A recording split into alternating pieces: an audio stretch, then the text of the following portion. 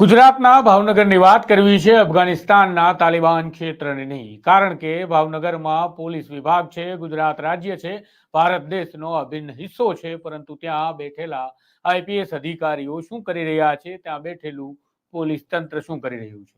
વાત કરવી છે ટોલ નાકાની ચાલી રહેલી માથાકૂટના કારણે. પરંતુ ટોલ નાકા પર જઈ બબાલ મચાવતા અને ટોળાના સ્વરૂપમાં હથિયારો સાથે ઉતરી પડતા આતંકી જેવા લોકો કોણ છે? આરોપીઓ કોણ છે? શા માટે તેની તપાસ નથી થતી? ગુજરાત બહારથી આવતી કંપનીઓને શા માટે દમદાટી મારી અને દબાવવાનો પ્રયાસ કરવામાં આવે છે? શું આ રંગદારીનો નવો ખેલ ભાવનગરમાં શરૂ થઈ રહ્યો છે? શું નેતાઓ રંગદારી વસૂલવા માટે આ કાંડ કરાવી રહ્યા છે, કે પછી કોઈ પોતાની જાતને ભાવનગરનો ડોન સમજી રહ્યો છે અને તેને રંગદારી વસૂલવી છે આ કંપની પાસે? આવા અનેક સવાલો ચર્ચાના એરણ પર આવ્યા છે. પરંતુ આ તમામ સવાલોની વચ્ચે નવજીવન ન્યૂઝ કેટલી વિગતો એકત્રિત કરી રહ્યું હતું, પડતાલ કરી રહ્યું હતું, ત્યારે અમને માહિતી મળી રહી છે તે પ્રમાણેની છે કે ભાવનગરના બે ટોલ નાકાની આ વાત છે. એક રોડ છે ભાવનગરથી સોમનાથ જતો અને આ નેશનલ હાઈવે પર કોબડી ટોલ નાકો આવે છે, જ્યારે બીજું ભાવનગર અમદાવાદના શોર્ટ રૂટ તરીકે ઓળખાતા નેશનલ હાઈવે પર ભડભીડ નામનું ટોલ નાકું આવે છે. આ ભડભીડ અને કોબડી ટોલ નાકાને લઈ હવે માથાકૂટ શા માટે? તો ઘટના કંઈક એવી છે, બાદમાં હું તેમના ડિરેક્ટર જે કંપની પાસે આ કોન્ટ્રાક્ટ આવ્યો છે, જેમને ધમકાવવામાં આવ્યા, જેમને કર્મચારીઓને ફટકારવામાં આવ્યા, જેમને ભાવનગરમાં પોતાના કોન્ટ્રાક્ટ મળેલા ટોલનાકાનો કબજો લેવા જતા સમયે ફટકારવામાં આવ્યા, એ તમામ બાબતો પર મારે ચર્ચા કરવી છે અને સવાલ પેદા કરવો છે કે શું ભાવનગરમાં પોલીસ મરી ગઈ છે?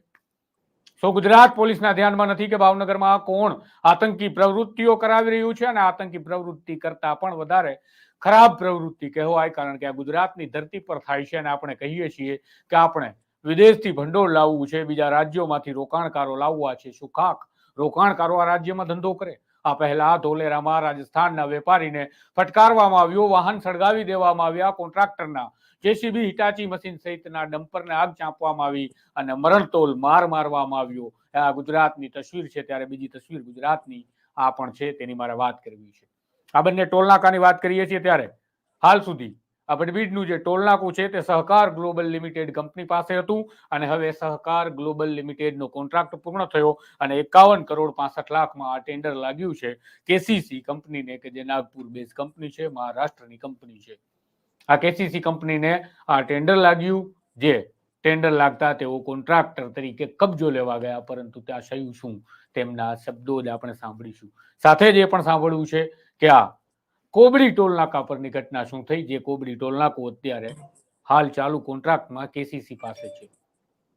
પોલીસે કોઈ કાર્યવાહી કેમ ન કરી? શા માટે કોઈ ફરિયાદ નોંધાવા ન ગયું? કયો નેતા છે, કયો એવો રાજનેતા છે જે આ લુખ્ખા, લફંગા, આતંકી જેવા ગુંડાઓને મેદાને ઉતારી અને રંગદારી વસૂલવાના ધંધાને અંજામ આપવાના પ્રયાસ કરે છે? આવો આ બધું જ જાણીએ. આપણી સાથે જોડાયેલા છે કેસીસી કંપનીના, કે જેમની પાસે આ કોન્ટ્રાક્ટ છે, જેઓ પીડિત બની ગયા છે, તેવા ડિરેક્ટર ઉદય શેટ્ટી સાથે. नमस्कार उदय जी। नमस्ते। मैं आपको उदय जी, हम थोड़ा ये इंटरप्ट जानना करूंगा। चाहते हैं जी, जी उदय जी शिंदे मेरा नाम है, उदय शिंदे।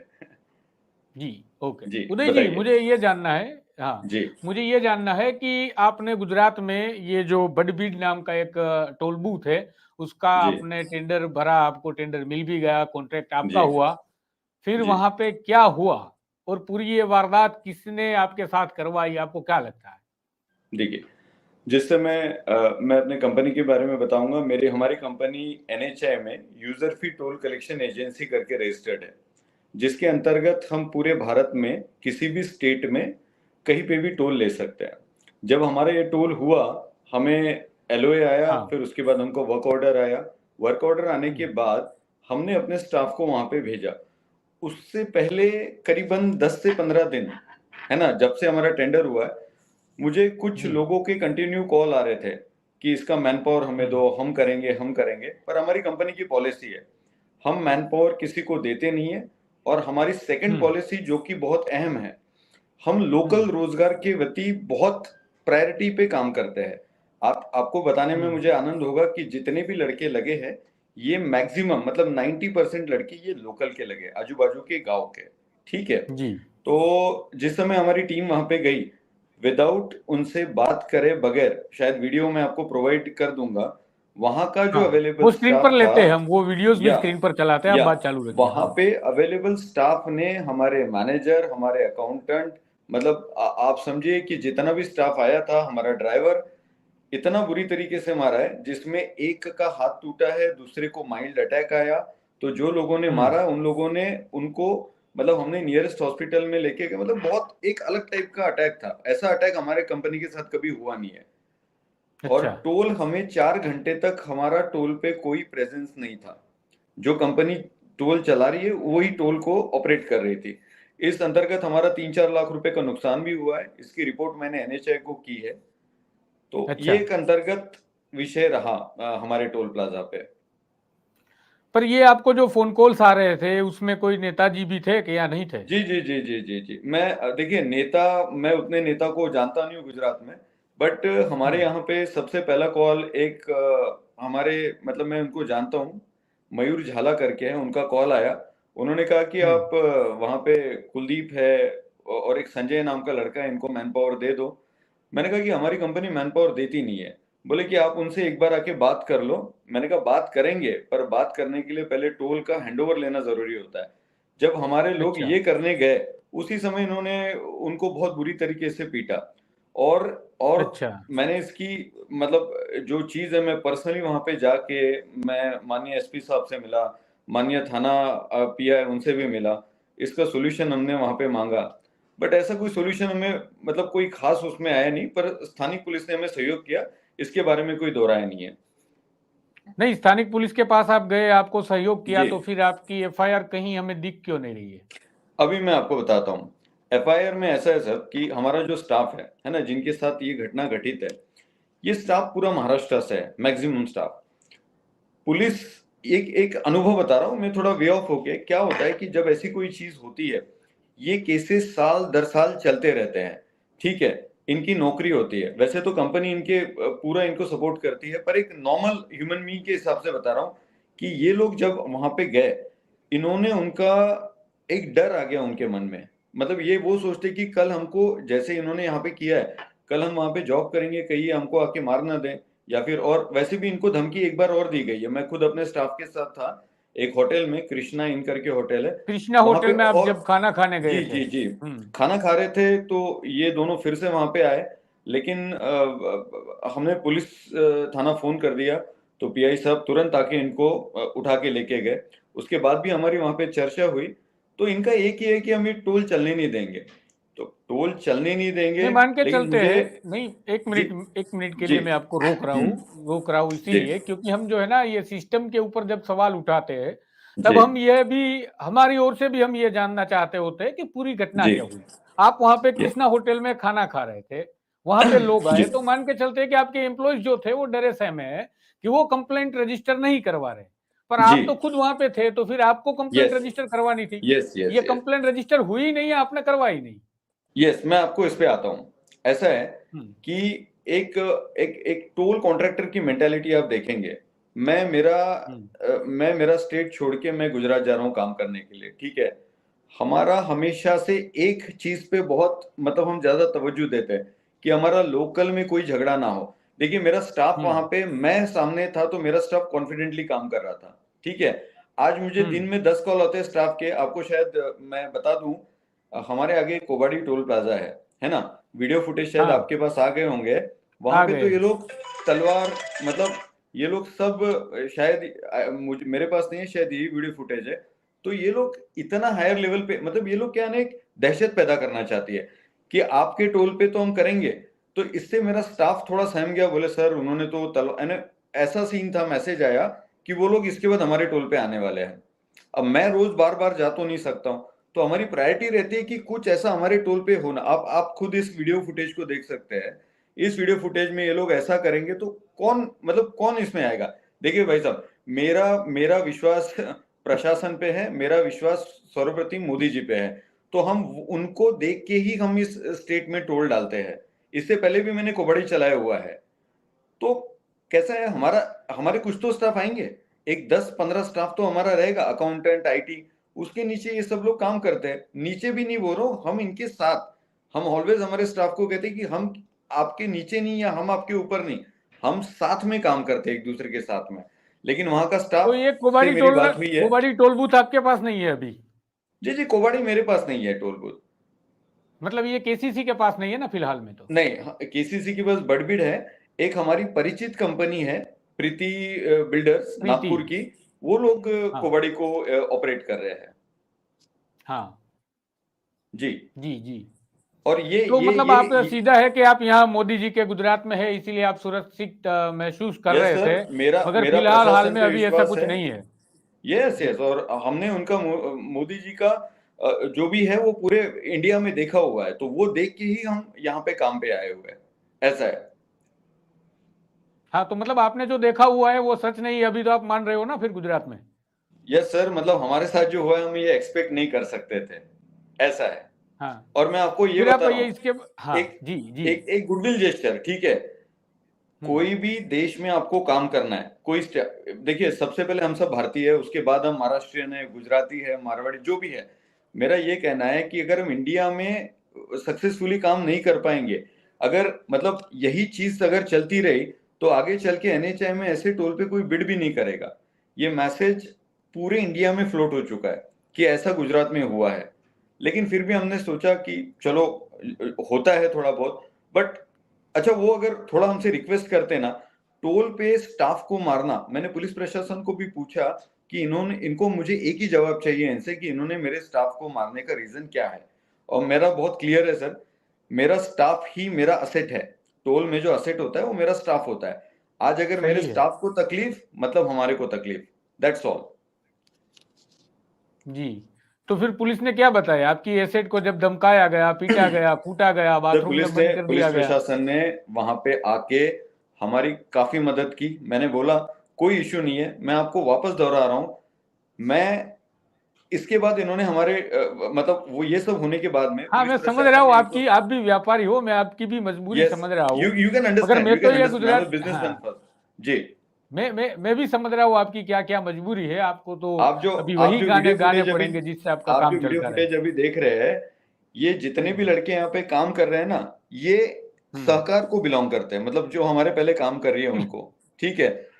इनके आदमी ने, हाँ। अगर आप विस्तृत रूप से देखेंगे तो इन्हीं के आदमी ने ये देखिए, अभी पीटीजेड जो है ना, जहाँ पे हमको मार रहे हैं, हमारे स्टाफ हम्म। को, मेरे छोटे भाइयों हम्म। को मार रहे हैं, तो ये देखिए, अभी पीटीजेड हटा दिया। बट लकीली हम उसको कैप्चर करने में सक्सेसफुल रहे, ऐसा था। और 3 दिन हमारा पूरा स्टाफ बहुत दहशत में था, वो कोई भी काम करने के लिए रेडी नहीं था, इसीलिए मुझे मेरे वैकेशन छोड़ के वहां पे जाना पड़ा। मैं मेरे स्टाफ के साथ 4 दिन था, हमारे जीएम सर साथ में थे, तो थोड़ा स्टाफ को कॉन्फिडेंस आया। And then some and how वो टोल हम अभी ऑपरेट कर रहे हैं। पर अभी भी हमारे मन में, मतलब मेरे मन में ही नहीं, मेरे स्टाफ के मन में भी दहशत है, जो कोबाड़ी में हुआ ये कहीं हमारे टोल पे ना हो। अच्छा।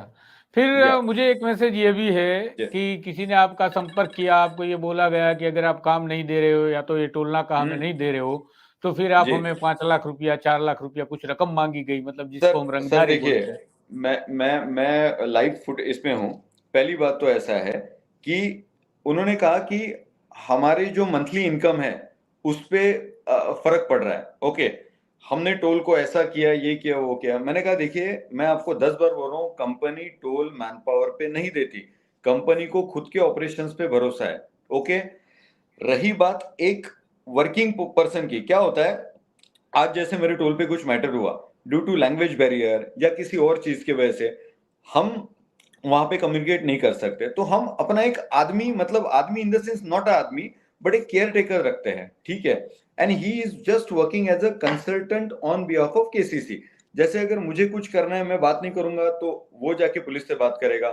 कोई नेता की गाड़ी रहती है, कुछ गाड़ी, तो ही विल टॉक, बिकॉज ये लैंग्वेज बैरियर रहता है। आप समझ रहे हैं ना मेरे बात को? I am not fluent in हाँ गुजराती वैसे मैं। मैं टोल या नाके का जो बिजनेस है उसको भी, हाँ उसको हम यहाँ गुजराती में बाहुबली टाइप का आदमी बोलते हैं, कि जो सर, सबसे निपट भी सके और सबसे बात भी कर सके। या बट मैं आपको बताता हूँ, हम कोई बाहुबली नहीं है, नागपुर से बेस है, हम बाहुबली नहीं है हम। हाँ विथ देखिए, आपको एक बात और बताता हूँ, आजू बाजू की जो हाँ। गाड़ियां पहले फ्री थी, हमने उसको अभी भी फ्री रखा है। मुझे पता है कि वो अच्छा। गाड़ी फ्री नहीं जाएगी, तो मतलब एक मोटा मोटा जो भी है, कुछ कुछ अभी देखिए, प्रेस माध्यम से आप बात कर रहे हैं, गडकरी जी को एक प्रश्न पूछा गया था एक प्रेस वालों ने कि साहब हमारी गाड़ियों को फ्री करें। शायद उन्होंने उसको नहीं बोल दिया था, पर हमारे टोल से आज भी एक गुड जेस्चर या हमारा नुकसान भी हो रहा है। बहुत लेवल पे कुछ कुछ गाड़ियों को फ्री करते हैं, बट हम कमर्शियल गाड़ियों को फ्री नहीं कर सकते। इनका ये कहना था कि अभी हमारी कमर्शियल गाड़ियां भी फ्री जाएगी।